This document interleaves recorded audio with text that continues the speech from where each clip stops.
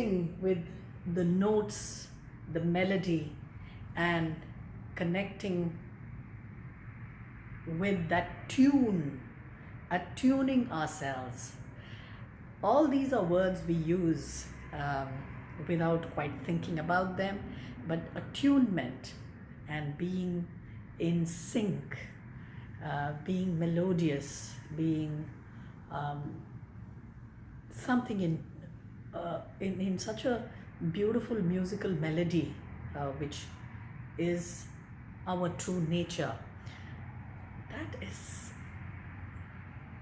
if it becomes a permanent state of our existence, and if all of us live so, that's, I know, it's not a utopian world, but communities used to live like that.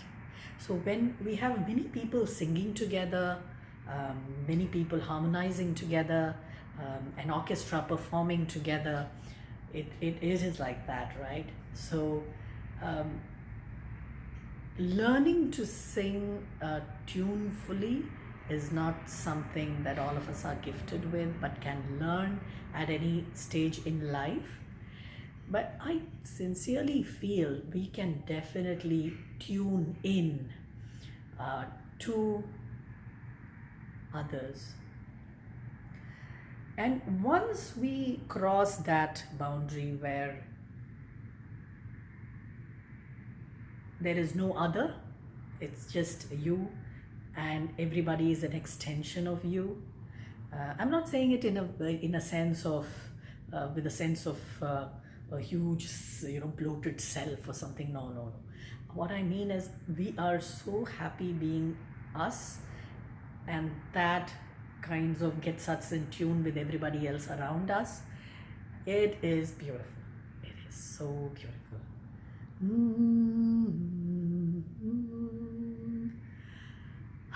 You can hum a tune and there's joy, almost like that river flowing down, that sound of the river which just makes you so happy, right? So exploring sound and connecting to the sounds around us, in accepting the sounds around us, differentiating what is noise for you and what is tuneful for you, is the topic of the day. So there are musical instruments we grow up with when we are little children. We also have various forms of music that we are introduced to early on in life.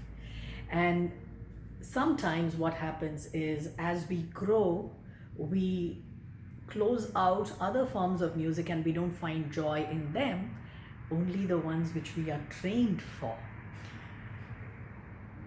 There's another aspect of the noise. What is noise for one person could be music for another, right? So in the teenage years, when we were listening to rock music and loud music and huge amount of metal, we could take it.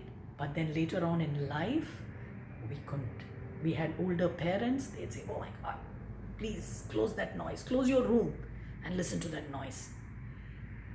It's just that our tuning fork within us cannot manage those frequencies. So I invite you today to explore the notes in your life, the tunes around. What is it that attunes yourself? What makes you joyful? Which set of tunes and notes make you joyful? There are various shades of notes which, on this journey of life, which you will meet and which will touch your heart.